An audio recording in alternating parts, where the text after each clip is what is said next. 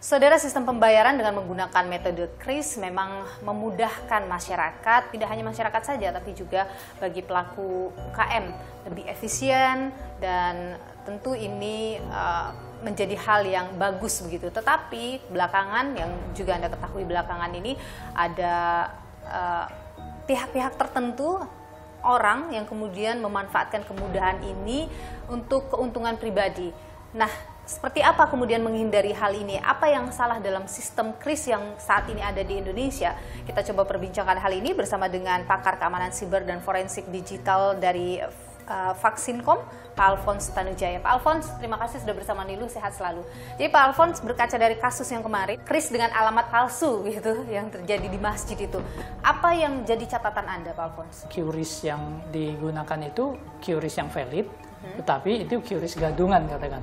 Jadi QRIS-nya bisa dibaca oleh aplikasi pembaca QRIS dan itu memang dirancang sedemikian rupa untuk orang yang ingin memberikan sumbangan. Di sini melibatkan satu rekayasa sosial yang sangat menarik. Jadi keberhasilan dari satu tindak kejahatan digital itu sekarang sangat kental. Kalau ada rekayasa sosial yang sangat tepat dan baik, nah itu yang akan berhasil. Khususnya untuk kasus ini ya kita lihat bahwa penamaan ini mengelabui daripada penyumbang. Karena kalau kita lihat ya di scan kemarin itu, kita tadinya mengira bahwa nama restorasi masjid ini dipalsukan, kan tinggal di Photoshop atau di ini. Tetapi ketika kita scan dengan aplikasi pembayaran, namanya sama, sehingga tidak ada kemungkinan bagi orang yang men-scan ini untuk mengidentifikasi bahwa ini QRIS asli atau QRIS palsu. Oke, kita lihat satunya lagi. Kita coba scan lagi untuk dilihat juga. Ini QRIS kedua. Ini ada QRIS keduanya. Nah, ini juga keluar namanya. Jadi ini cocok bagi penyumbang kan. Yang penting nama ini dan ini cocok, ya udah aku bayar gitu loh. Dan ini namanya kan sesuai kita untuk pendanaan. Jadi hal-hal seperti inilah yang perlu diperbaiki. Apakah misalnya di sini tambahkan ini untuk sumbangan atau apa, atau ada kontrolnya. Kenapa bisa satu nama itu digunakan lagi oleh orang lain? Apa yang Anda lihat? Pembuatnya cukup pintar. Dia buat di dua institusi finansial. Dia buat yang satu restorasi masjid, kalau kita perhatikan. Yang kedua restorasi masjid. Oke, beda E dan A. Jadi mungkin ada kemungkinan bahwa restorasi masjid mungkin dia mau bikin lagi nggak bisa, diganti jadi A. Jadi banyak cara sehingga bisa mengelabui komputer. Tapi bikin kris memang semudah itu? Kalau untuk menerima pembayaran, yang bisa membuat QRIS ini hanya pemilik usaha. Pemilik usaha yang sudah diverifikasi. Yang kita lihat ada kemungkinan bahwa proses verifikasi ini yang kurang ketat. QRIS tidak hanya ada satu jenis begitu? QRIS ada dua, ada QRIS statis, ada QRIS dinamis. Kalau QRIS statis ini ada QRIS yang sekali dibuat bisa dipakai untuk menerima pembayaran berulang-ulang. Jadi kalau kita ke pasar, seluruh pedagang itu mereka pakainya QRIS statis. Kalau QRIS dinamis itu adalah QRIS yang sekali pakai. Dan sebenarnya secara teknis ini lebih aman. Ada dua juga QRIS dinamis ini. QRIS dinamis yang dipakai di edisi. Jadi kalau kita bayar misalnya kita makan di salah satu restoran ini, waktu kita bayar pakai QRIS, waktu kita keluar dia kan cetak net gitu. Nah, itu QRIS dinamis yang tiap transaksi berubah-ubah. Nah, itu lebih aman. Itu secara teknis lebih aman karena hanya berlaku untuk nominal tertentu saja dan waktu tertentu. Kalau misalnya mau bikin kris yang statis tadi, itu harus daftar ke bank atau bisa dilakukan dari rumah melalui online saja misalnya? Betul, tidak harus. Boleh dikasih lihat nggak sih Pak seperti apa bikin kris kalau dari rumah? Ini QRIS dinamis ya? Iya. Jadi aku di salah satu bank, nah ini aku mau terima uang, receive money. Ini pengamanannya bagus. Masuk di rekening berapa, keluar uangnya berapa, 100.000. Misalnya message, lalu continue. Nah, udah keluar QRIS-nya. Itu kita masuk ke aplikasi banknya dulu ya? Aplikasi banknya, betul. Untuk mencetak si kris itu ya? Betul.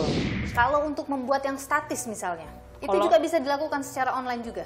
Bisa dilakukan secara online. Jadi secara tidak harus dilakukan di bank. Karena kan yang masjid kemarin itu dia membuat sendiri begitu? Yang masjid kemarin ceritanya, dia adalah anggota dari satu perkumpulan yang namanya Restorasi Masjid.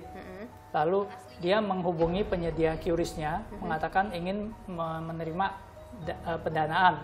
Nah, lalu dia masuk ke penyedia layanan keuangannya itu, lalu dia memberikan dokumen yang rasanya tidak diverifikasi dengan baik, sehingga itu diloloskan oleh penyedia layanan keuangan dan bank tersebut. Sesudah dicetak dia gandakan. Dan menggandakan itu bisa dilakukan sendiri? Mudah sekali, asal kita punya printer, punya scanner, ya kita tinggal cetak saja. Kalau dari kasus yang kemarin, itu karena lemahnya verifikasi tadi atau karena mudahnya tadi, mengubah-ubah penamaan tadi? Faktor pertama adalah QRIS ini mudah dipakai, tetapi secara tidak langsung kemudahan dipakainya ini menjadi mudah dipalsukan. Kenapa? Kita tinggal scan, kita bisa bayar. Nah, tetapi bentuknya QRIS itu adalah bintik-bintik yang tidak dimengerti oleh manusia. Jadi orang tidak bisa membedakan antara QRIS yang asli dengan QRIS gadungan. Nah, hal itulah yang dimanfaatkan oleh penipu. Apakah Kris bisa juga kita buat misalnya menggunakan kode kita sendiri, ada kode tertentu atau ada simbol tertentu yang hanya kita yang tahu? Sangat memungkinkan. Contohnya misalnya ini ada QRIS permintaan dana dari salah satu teman, ya kan? Nah, di tengahnya dia ini dari aplikasinya otomatis menyelipkan profile picture-nya dia. Artinya itu bisa by request ya? Betul, ini bisa berjalan secara otomatis. Jadi kalau misalnya orang yang berbeda membuat QRIS permintaan uang, yang keluar profil dia yang berbeda lagi. Kalau boleh saya usul begini, di dalam QRIS itu ada baiknya dituliskan juga nama siapa, nomor rekening berapa. Sehingga orang yang melakukan scan bisa melakukan cross check. Kalau misalnya saya misalnya lagi melakukan pembayaran atau mau menyumbang menggunakan kris, saya bisa juga melakukan pengecekan misalnya ini sudah benar tidak, ini melalui bank ini namanya ini, sudah benar dan sebagainya, itu bisa kita lakukan juga. Ini rahasia orang IT, saya berikan informasinya. Coba QRIS yang kemarin dipalsukan itu. Ini misalnya. Nah, jadi kita ingin mengetahui QRIS ini siapa yang keluarin, dari bank apa, namanya apa, apakah sesuai dengan ini namanya kan? Kita pakai namanya simple, di Play Store ada QR and barcode scanner. Lalu kita scan, dia kan dia keluar datanya, institusi keuangan mana yang mengeluarkan, detail rekening masuk kemana, namanya apa, ini kan Restorasi Masjid Jakarta dan ini. Jadi nah, data ini yang sebenarnya terkandung dalam QRIS ini. Nah, yang mengerti ini adalah pihak bank dan penyedia layanan QRIS. Coba kita lihat, ini yang mengeluarkan adalah ini nama banknya, kemudian namanya Restorasi Masjid ini pakai E ya, betul. Jakarta Selatan. Ini ada kode-kode yang mungkin hanya dipahami nomor rekening banknya atau jenis rekeningnya atau apa itu ada. Ini yang satu ya. Sekarang kita coba cek lagi satunya. Yang kedua, nah ini pengelolanya berbeda dan namanya juga jadi Restorasi Masjid. Yang tadi ini pakai A, ini dari Medan. Dia daftarkannya di Medan. Jadi ada dua perbedaan di sini. Satu menggunakan perbankan, bank, yang satu kemudian menggunakan dompet digital. Betul. Kemudian yang kedua nama tempat, yang satu Jakarta Selatan, satunya Medan. Betul. Nama merchantnya juga berbeda ya. Jadi di situ tertulis Restorasi Masjid dengan E, yang satu Restorasi Masjid. Dan kemudian nomor-nomor lain itu juga sudah bisa kita antisipasi begitu ya. Apakah ini benar apa enggak? Benar atau enggak gitu ya. Kenapa di Jakarta kok ini daftarnya di Medan? Pak Alphonse, kasus ini menurut Anda ini hanya pelaku perorangan saja, tidak terorganisir? Khusus untuk kasus ini terlihat bahwa memang dilakukan oleh satu orang. Perorangan saja ya? Semua dan 38 tempat.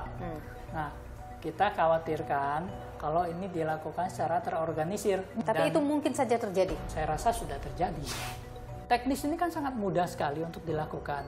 Saya cukup yakin ini sudah banyak terjadi. Ini hanya puncak gunung es. Jadi karena itu maka saya menghimbau kepada pengelola rumah ibadah, jika Anda menggunakan QRIS, nah, apakah ada QRIS yang mencurigakan? Karena ini sangat mudah dilakukan dan tidak membutuhkan teknologi yang rumit. Jadi selain pelaku yang melakukan di 38 titik, bisa saja ada orang lain yang melakukan hal serupa dan dilakukan secara terorganisir. Betul, dan kalau ini dilakukan secara terorganisir, dampaknya akan masif dan pihak berwenang akan jauh lebih sulit untuk mengungkapkan. Tapi BI perlukah investigasi hal ini lebih jauh? BI perlu menjalankan peran untuk mempersulit hal ini terjadi.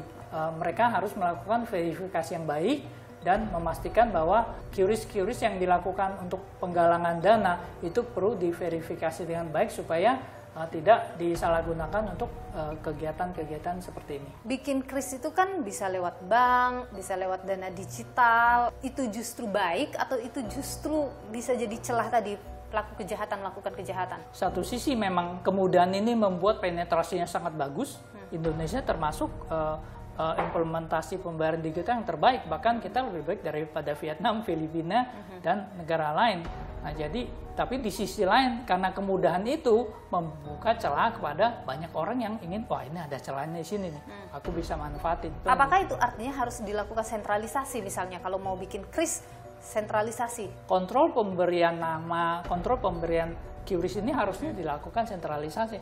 Kalau tidak dilakukan sentralisasi, BI yang mengeluarkan standar QRIS ini malah secara tidak langsung harus bertanggung jawab atas semua penyalahgunaan dari QRIS ini. Sentralisasi juga tidak memperlambat kok. Ada yang menarik juga Pak Alphonse, China itu pernah menghentikan pembayaran melalui QRIS ya tahun 2014 itu karena ada software yang mencuri data masuk ke dalam QRIS, yang QRIS palsu begitu. Kemudian ini jadi merugikan masyarakat. Nah, menurut Anda, potensi-potensi seperti itu memang terjadi di QRIS, sistem pembayaran dengan QRIS ini? QR code itu sebenarnya adalah satu kotak isi data yang bisa diisi apa saja. Dan dalam kasus QRIS, dalam kode itu bisa diselipkan kode tambahan yang bisa mengaktifkan banyak hal. Apakah itu bisa mau menjalankan malware atau bahkan ingin melakukan eksploitasi terhadap kelemahan dari sistem pembayaran. Tidak mustahil bahwa hal ini akan memungkinkan terjadi pencurian dana secara otomatis juga. Baik, Pak Alphonse Tanujaya, pakar keamanan siber dan forensik digital dari Vaksin.com. Terima kasih sudah berbagi informasi dan juga pandangan di Nilu. Sehat selalu Pak Alphonse.